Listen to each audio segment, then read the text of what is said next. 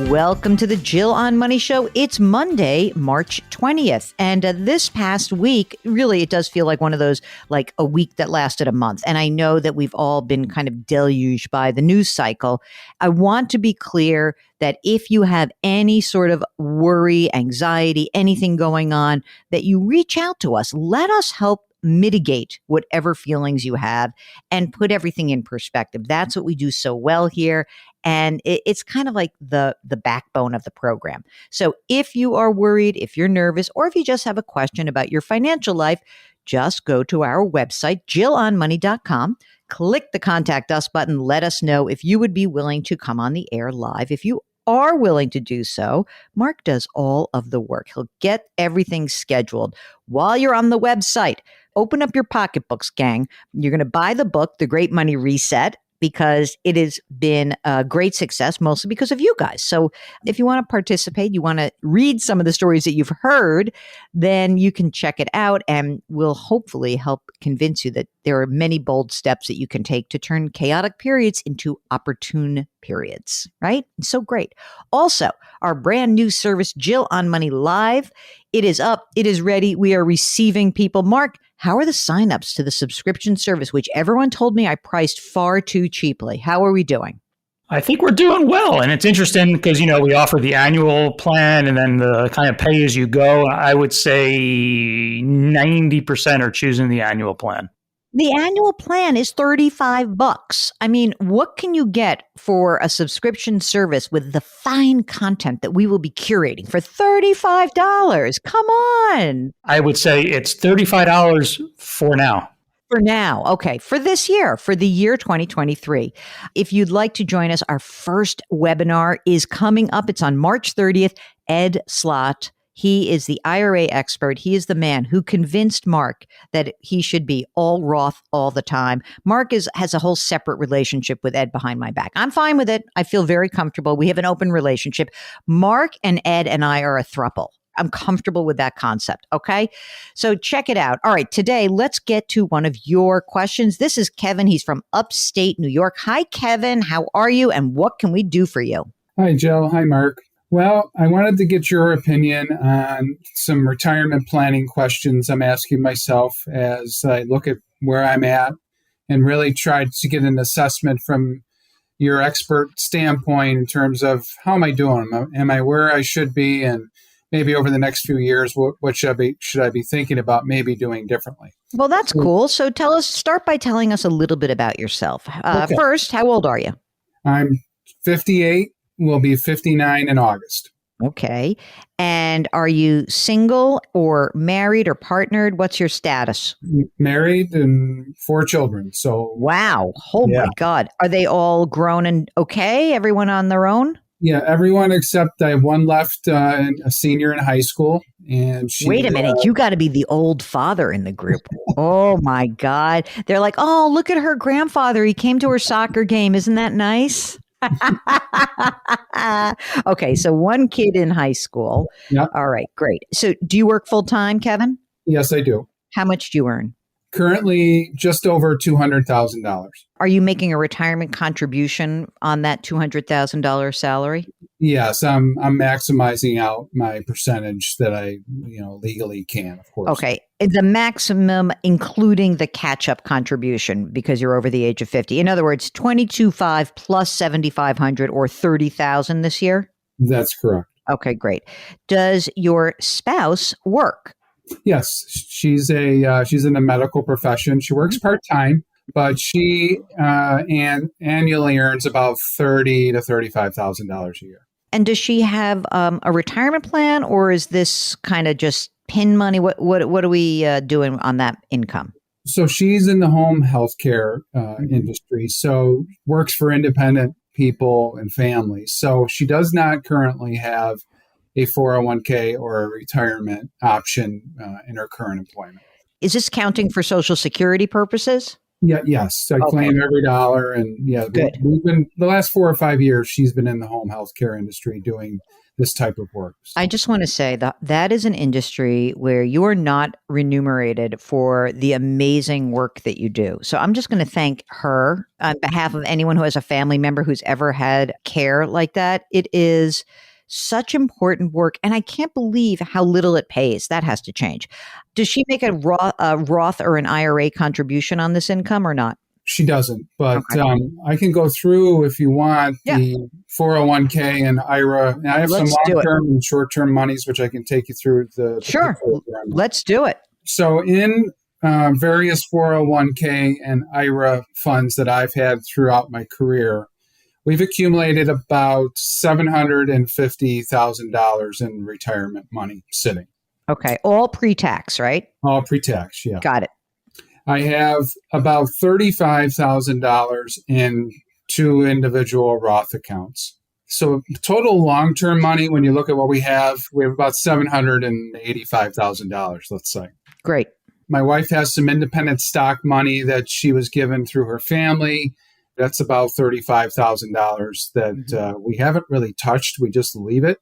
I sold a condominium this past June in Florida. I've owned the condominium about 7 years or 8 years and really was not planning to sell it, but got what you might call an offer I couldn't refuse through a real estate agent. So I have the proceeds that I earned from that sitting in right now in a money market account, just really on the sidelines, only because really not sure what I want to do with that. And that's part of my question for you today is maybe some options you might suggest. How much is in there?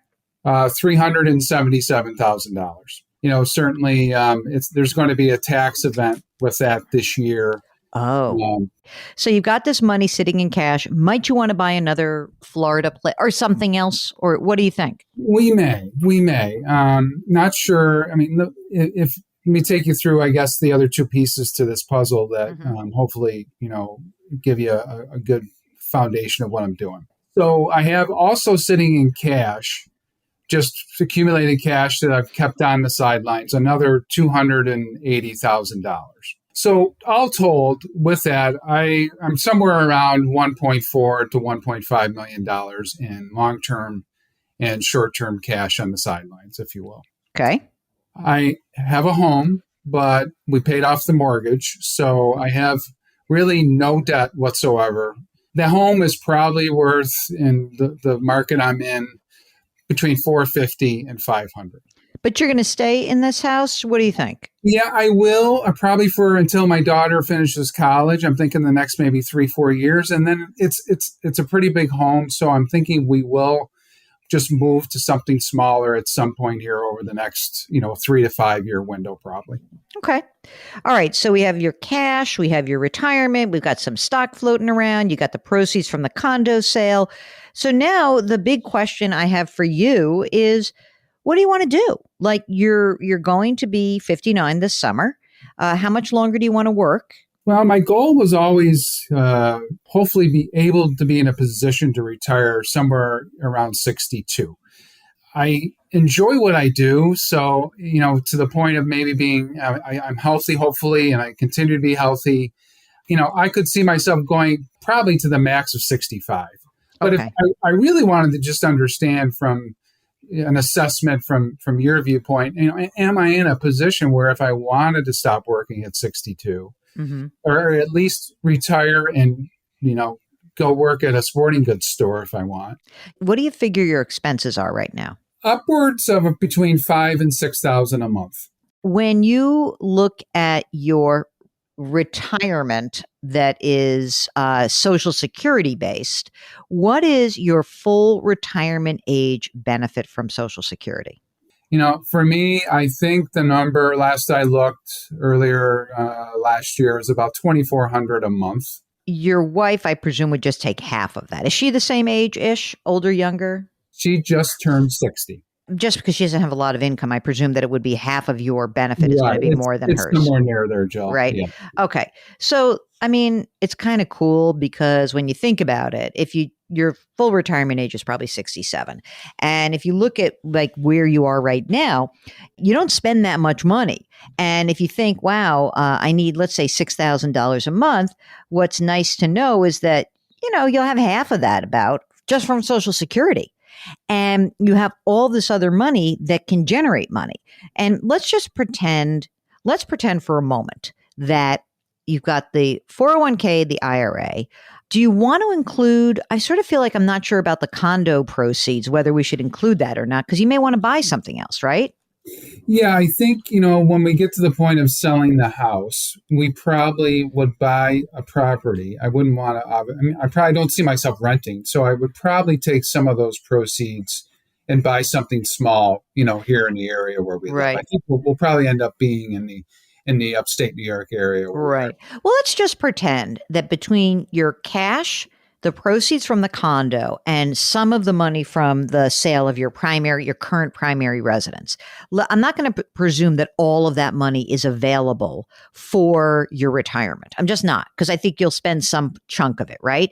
So let's just say that instead of you having 1.4 or 1.5, you really have more like, let's say, 1.2, okay? And then when you look at that, we would say a good chunk of it hasn't been taxed yet, right? So we have to factor that in. So we think like it's probably more like $1 million that you have, conservatively. Now, the good news for you is, number one, you got a few more years to work before you get to 62, right? The challenge that you have is that the years between 62 and full retirement age, you would be forced to be spending down some of your savings.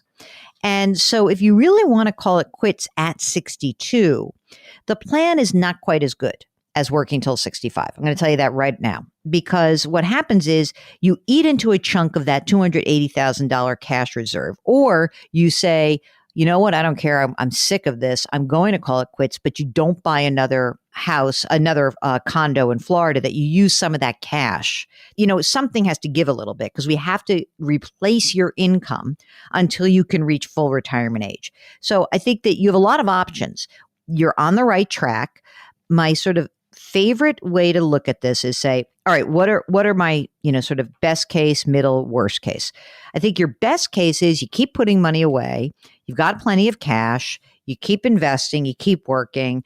And I convince you to work till age 65. Just so happens that that's when you get Medicare, and it kind of helps you with building up your asset base. It's all great. It works. That's my best case. You wait your 2 years, you claim Social Security, you have plenty of money, it'll generate the money for you. That's your best case.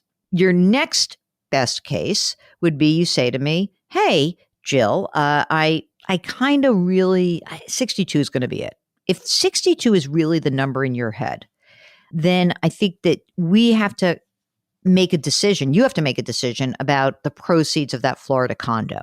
If you're willing to say, I'm not going to use that money to buy anything else, I'm going to use it to float those years, those extra years, while I'm not working at age 62, except in the sporting goods store, then you could still make it work. You really could.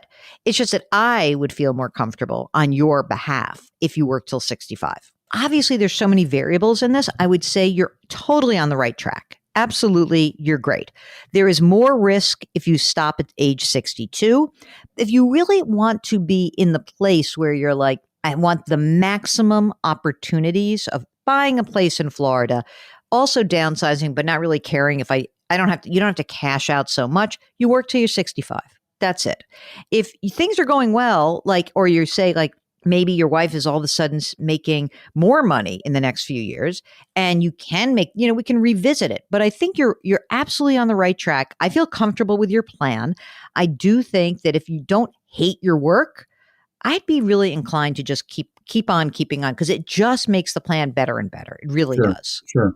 Great. This is great information. Thank you. I just have one question for you. All right. I actually heard you over the weekend with another customer, if you will. No, caller, listener. They're not my customers. I don't even get to charge them anything. So they're just our community member. There we go. A community member asked about at what point, you had mentioned something, I think, with respect to moving money out of investing into your 401k and IRA.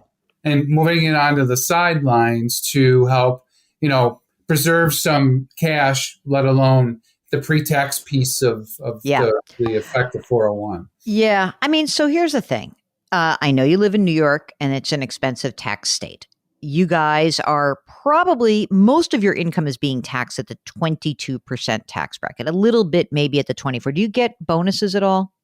I have a bonus with my employment. Yeah, I included that in my salary number that I gave. I mean, like the thing is, the bracket stops at 190,000. So when you are making 200 and you put 30 into your 401k, right?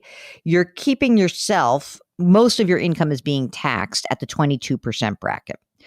You do have cash. It's a weird thing. Like you have so much cash on hand. It's almost silly for me to say like, build up that cash account. Like, because I don't think you have the cash. It's just a question of like, how can we better manage this? I think that maybe if you're feeling like you want to have more of the 62 possibility and also really want to have the ability to use that money from the proceeds of the condo to buy another property, then yes, you can maybe pull back on your contribution. It doesn't have to be 30. Maybe you put 15 in, and maybe you put the other 15 into, the stock account, the non-retirement account, and you really get it working for you.